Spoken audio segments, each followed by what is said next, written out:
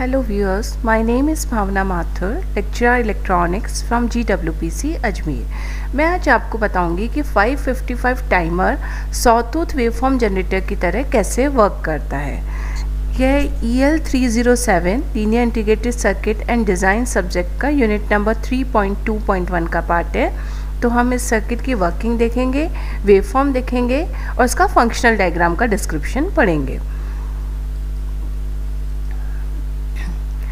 ये अपन ने 555 टाइमर को काम में लेकर एस्टेबल मल्टीवाइब्रेटर मोड में इसको काम में लिया गया है तथा ये सॉटूथ वेवफॉर्म जनरेटर की तरह काम कर रहा है। इसमें जैसा कि हम देखते हैं कि जैसे एस्टेबल मल्टीवाइब्रेटर में अपन क्या करते थे कि सेकेंड और 6 को शॉर्ट करते थे और 2 रेजिस्टेंस लगे हुए थे एक्सटर्नली RA RB और एक C कैपेसिटर लगता था। लेकिन यहाँ पे थोड़ा हमने चेंजेस किए हैं कि जो रजिस्टिव नेटवर्क है उसकी जगह हमने ये वाला पार्ट काम में लिया है, ट्रांजिस्टर, जीनर डायोड और एक ये रेजिस्टेंस काम में लिया है। और कैपेसिटर तो वही है जिसे हम 7 पिन से कनेक्ट करते हैं। ये कैपेसिटर हमने यहाँ पे 6 और 7 पिन को शॉर्ट करके ये कैपेसिटर कनेक्ट कर दिया और रजिस्टिव नेटवर्क की जगह ये पार्ट काम में लिया। ये बस थोड़ा सा एस्टेबल मल्टीवाइब्रेटर में हमने चेंज किया है। तो जो हमने यहाँ पे जीनर डायोड और ये रेजिस्टेंस R और ये जो अपन ने ट्रांजिस्टर काम में लिया है PNP ट्रांजिस्टर, ये इसलिए लिया है ताकि हमारा जो ये कैपेसिटर है ये कांस्टेंट करंट सोर्स से चार्ज हो। यानी जीनर डायोड तो कांस्टेंट वोल्टेज प्रोवाइड करता है और ट्रांजिस्टर लेने का पर्पज़ ये है कि इस सर्किट में कांस्टेंट करंट फ्लो हो इसके आउटपुट में, यानी इसके कलेक्टर में कांस्टेंट करंट फ्लो होती है। तो इस कांस्टेंट करंट सोर्स से हमारा ये कैपेसिटर चार्ज होता है। दूसरा चेंज हमने ये किया है कि आउटपुट हमने यहाँ पे 3 नंबर पिन पे ना लेके कैपेसिटर के अक्रॉस आउटपुट लिया है, क्योंकि कैपेसिटर के अक्रॉस सॉटूथ वेवफॉर्म हमें मिलती है, जो इस तरह की वेवफॉर्म हमें आउटपुट में मिलेगी। अब जो ये सॉटूथ वेवफॉर्म दिख रही है ये ट्रायंगुलर वेव जैसी ही होती है, पर डिफरेंस ये होता है कि सॉटूथ वेवफॉर्म में on time end of time बराबर नहीं होते। जैसे हम देखें यहाँ से यहाँ तक ये चार्ज हो रहा है कैपेसिटर इस पॉइंट तक, तो यहाँ से स्टार्टिंग से ये इसकी चार्जिंग तक का जो टाइम है, एक्स एक्सिस पे हम टाइम लेते हैं, इधर एम्पलीट्यूड लेते हैं वाई एक्सिस पे। तो जो ऑन टाइम है और ऑफ टाइम है, यहाँ जब मैक्सिमम के बाद ये वापस 0 हो रहा है वो टाइम पीरियड है ऑफ टाइम। तो सॉटूथ वेवफॉर्म में on time end of time बराबर नहीं होते, जबकि ट्रायंगुलर वेव होती है उसमें on time end of time बराबर होते हैं। तो ये थोड़ा सा डिफरेंस है एस्टेबल मल्टीवाइब्रेटर और ये सॉटूथ वेवफॉर्म जनरेटर में। पहला डिफरेंस ये है कि यहाँ पे हमने एक कांस्टेंट करंट सोर्स लिया है ताकि हमारा जो कैपेसिटर है वो कांस्टेंट करंट सोर्स से चार्ज हो। दूसरा चेंज क्या किया है कि जो आउटपुट है वो कैपेसिटर के अक्रॉस लिया है, जबकि 555 टाइमर की 3rd पिन पे हम नॉर्मली आउटपुट लेते हैं और 5th कंट्रोल टर्मिनल होता है। अब फर्स्ट जो हमारी पिन है वो ग्राउंड होती है, तो हमने फर्स्ट को ग्राउंड से कर दिया। 2nd and 6 इनपुट पिन होती है, 2nd ट्रिगर इनपुट कहलाता है, 6 थ्रेशोल्ड इनपुट कहलाता है। तो जब आप सॉटूथ वेवफॉर्म की जनरेटर की तरह काम में लेंगे तो 2nd, 6 और 7 इन पिन को आपस में शॉर्ट करके यहाँ कैपेसिटर से कनेक्ट कर देंगे। 7th पिन हमारी डिस्चार्ज टर्मिनल है जिसको पैरेलल में हम कैपेसिटर कनेक्ट करते हैं, तो यहाँ कैपेसिटर कनेक्ट हो गया। अब 8th पिन हमारी VCC है, तो 8th पिन VCC कर दिया। इसको सप्लाई जो वोल्टेज है वो 5 से 15 वोल्ट के बीच में दिए जा सकते हैं। 4th पिन हमारा रीसेट टर्मिनल है। रीसेट टर्मिनल का पर्पस होता है कि हमारा इनपुट कुछ भी हो, लेकिन अगर हम इस IC के आउटपुट को 0 बनाना चाहते हैं तो रीसेट टर्मिनल पे सिग्नल दिया जाता है। लेकिन जब आप सॉटूथ वेवफॉर्म जनरेटर की तरह वर्क करा रहे हो उसको, तो हमें रीसेट टर्मिनल की आवश्यकता नहीं है। तो इसकी फॉल्स ट्रिगरिंग ना हो या फॉल्स रीसेटिंग ना हो, इसके लिए 4th पिन को हमने VCC से कनेक्ट कर देते हैं। 3rd and 5th पिन के बीच में एक डायोड लगाया है कि जब ये आउटपुट हाई मिले तो इस हाई वोल्टेज को 0 बनाने के लिए ये डायोड इस सर्किट में हमने इंट्रोड्यूस कराया है, क्योंकि हमें अभी इस 3rd पिन के आउटपुट से मतलब नहीं है, क्योंकि आउटपुट हम कहाँ ले रहे हैं, कैपेसिटर के अक्रॉस ले रहे हैं। यहाँ हमें सॉटूथ वेवफॉर्म प्राप्त होगी। तो ये है इसका सर्किट डायग्राम। अब हम इसका फंक्शनल डायग्राम देख लेते हैं और उससे इसकी हर पॉइंट की वर्किंग देखेंगे कि ये कैसे वर्क करता है। ये जीनर डायोड है। Zener diode constant voltage source की तरह एक्ट करता है। जब इसका ब्रेकडाउन होता है तो इस पर वोल्टेज इसके अक्रॉस कांस्टेंट हो जाते हैं और करंट तेज़ी से इसमें फ्लो होने लगती है। ये जो हमने रजिस्टर लिया है R, इस इसको चेंज करने इसकी बजाय हम एक पॉट भी ले सकते थे, पोटेंशियोमीटर भी काम में ले सकते थे। उससे ये होता कि आर की वैल्यू को चेंज करके हम कैपेसिटर की चार्जिंग एंड डिस्चार्जिंग को डिले कर सकते थे, और जो आउटपुट वेवफॉर्म मिली उसकी फ्रीक्वेंसी को भी हम यहाँ से चेंज कर सकते हैं।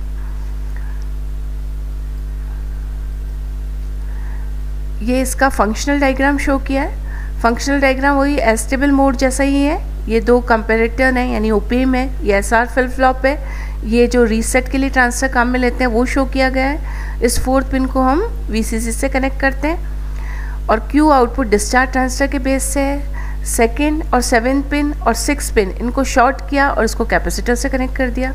ये हमारा कांस्टेंट करंट सोर्स है कि ये जो पूरा सर्किट है ये कांस्टेंट करंट प्रोवाइड करता है, और इस कैपेसिटर के वोल्टेज, कैपेसिटर के चार्ज और डिस्चार्ज होने से सेकेंड और 6 पिन पे ट्रिगर पल्स मिलती है। उस अकॉर्डिंग हमारा आउटपुट क्यू और क्यू बार आउटपुट वेरी करते हैं, और यहाँ हमने फाइनल जो आउटपुट लिया है वो कहाँ लिया है, कैपेसिटर के अक्रॉस आउटपुट लिया है। तो इस तरह की वेवफॉर्म हमें आउटपुट में मिलती है। अब हम इसकी पॉइंट टू पॉइंट वर्किंग देखेंगे कि ये कैसे वर्क करता है। A simple sawtooth waveform generator circuit for generating a sawtooth waveform is shown. हमने अभी जो सर्किट देखा वो sawtooth waveform generator का है। The frequency of the waveform can be varied by using a pot. मतलब इस जो वेवफॉर्म मिलेगी हमें sawtooth, उसकी फ्रिक्वेंसी को पोटेंशियोमीटर के वैल्यू को वेरी करके वेरी किया जा सकता है। It consists of a transistor, a capacitor, a Zener diode, resistor form a constant current source that are used to charge the capacitor. जैसा कि अभी अपन ने डायग्राम में देखा था कि कैपेसिटर को चार्ज करने के लिए हमने एक कांस्टेंट करंट सोर्स लिया है, जिसमें क्या क्या होता है, ट्रांजिस्टर होता है, कैपेसिटर होता है और जीनर डायोड होता है। जैसे जो अभी हमने पढ़ा उस सर्किट में हम देख सकते हैं कि एक चीज़ तो हमने ये देखी थी कि ये पूरा ये जो सर्किट है ये sawtooth वेवफॉर्म जनरेट करता है। इसका जो ये वाला पार्ट है, जीनर डायोड, रेजिस्टेंस और ये ट्रांजिस्टर एंड कैपेसिटर, ये जो पार्ट है ये क्या करता है, एक कांस्टेंट करंट सोर्स मतलब एक कांस्टेंट करंट सोर्स ये पार्ट प्रोवाइड करता है। इस कांस्टेंट करंट सोर्स से हमारा कैपेसिटर चार्ज होता है।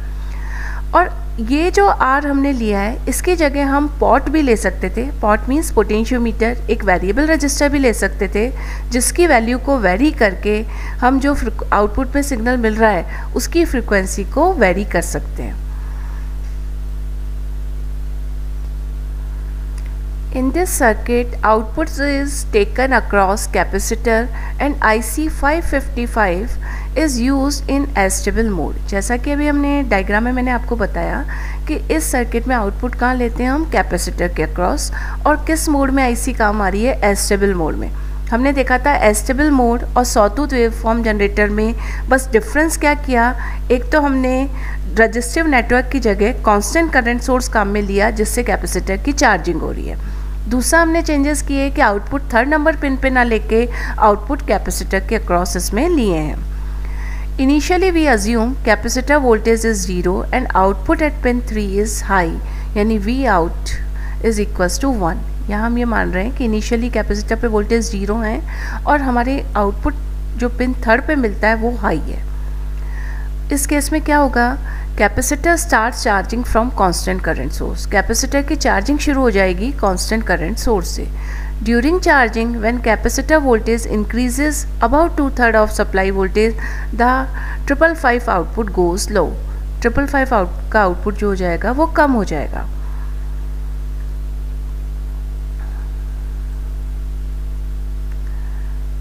क्यों हो जाएगा इसका आउटपुट कम, because at this time output of first comparator is high. इस समय फर्स्ट कंपेरेटर का आउटपुट हाई हो जाएगा, इससे हमारा फ्लिप फ्लॉप का एस इनपुट 1 हो गया and R is equals to 0।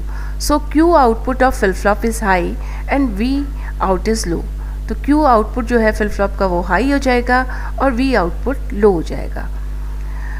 अब due to Q output high, जैसे ही क्यू आउटपुट हाई होगा, discharge transistor is on, capacitor start discharging across it. Capacitor उसके थ्रू डिस्चार्ज होने लगेगा। अब हम इस वर्किंग को आगे बाद में समझ के पहले इसको डायग्राम से देखते हैं कि किस तरीके से ये चीज़ होगी।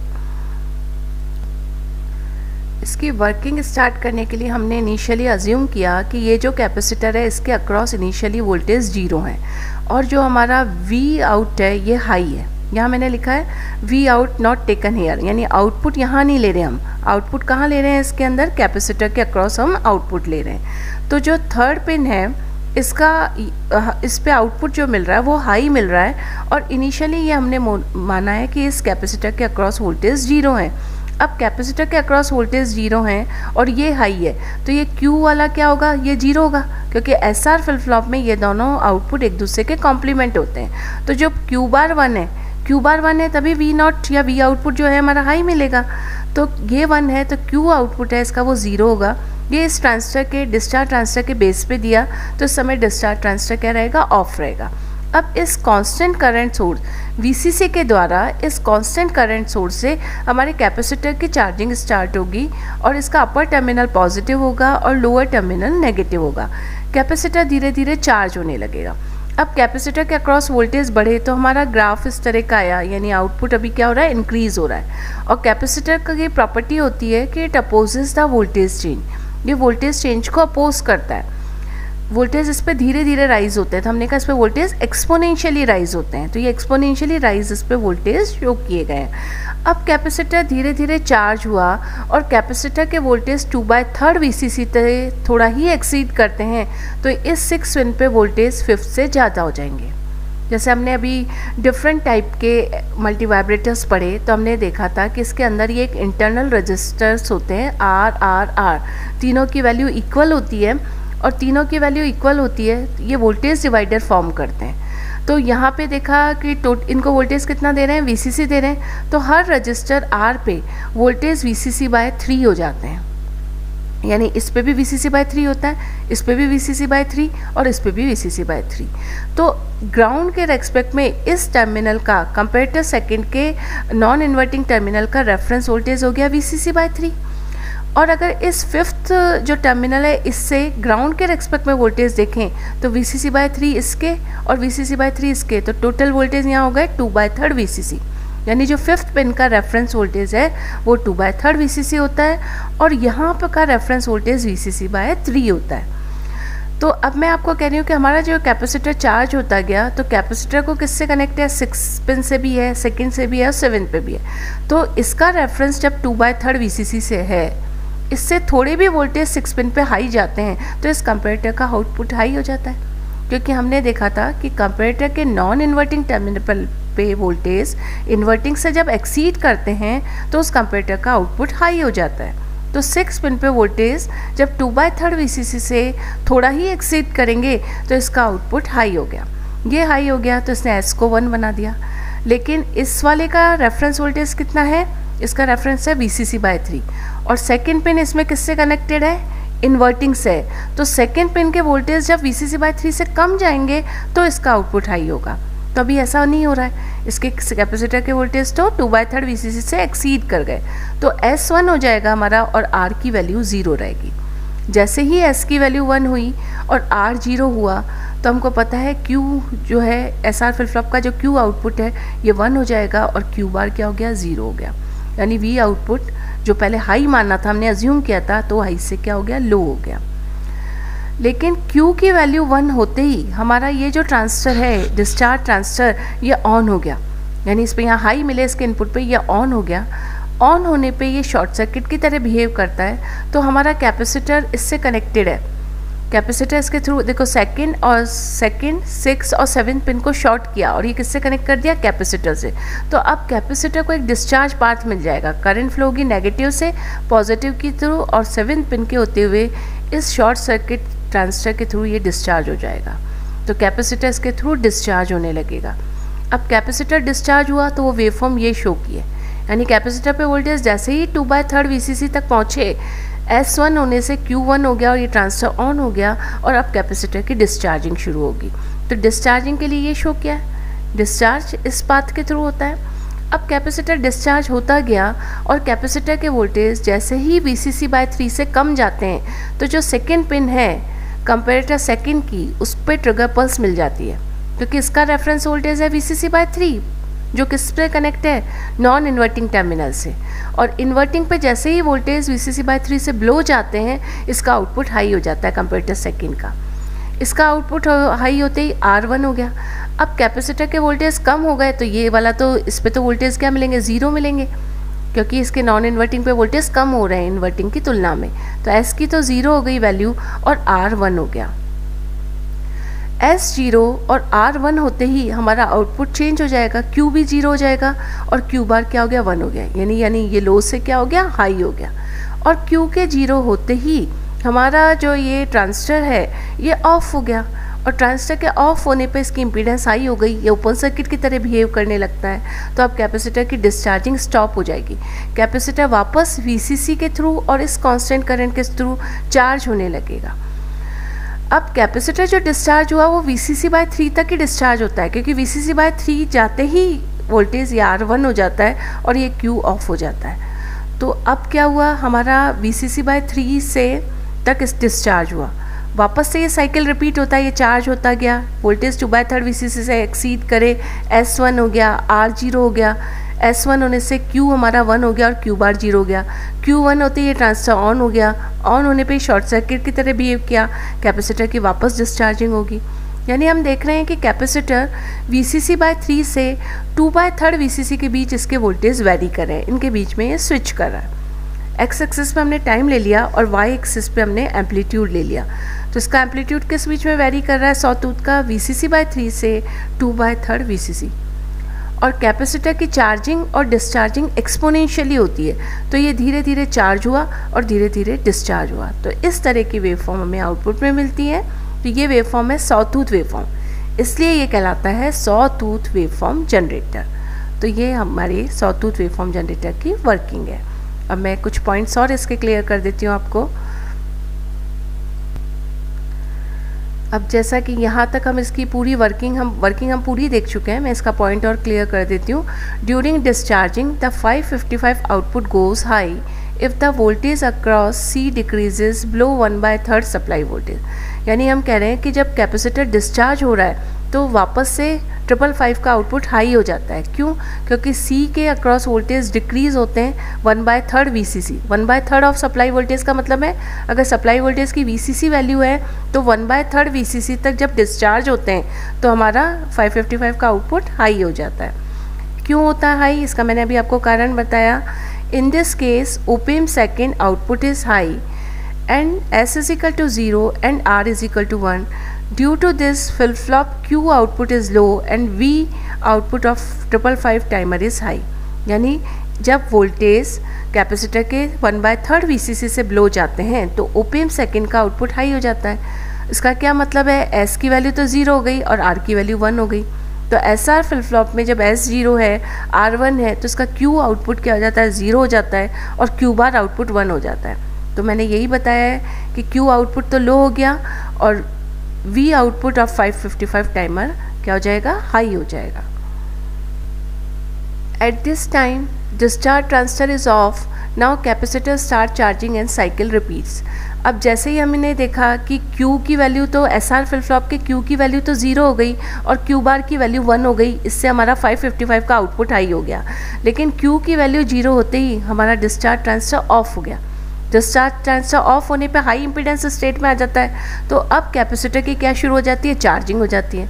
वापस कैपेसिटर चार्ज होता गया और वोल्टेज 2/3 VCC तक पहुँचे तो S की वैल्यू क्या हो जाएगी, 1 हो जाएगी और R 0 हो गया। यानी ये साइकिल जो भी अपन ने समझा वो रिपीट होता रहेगा।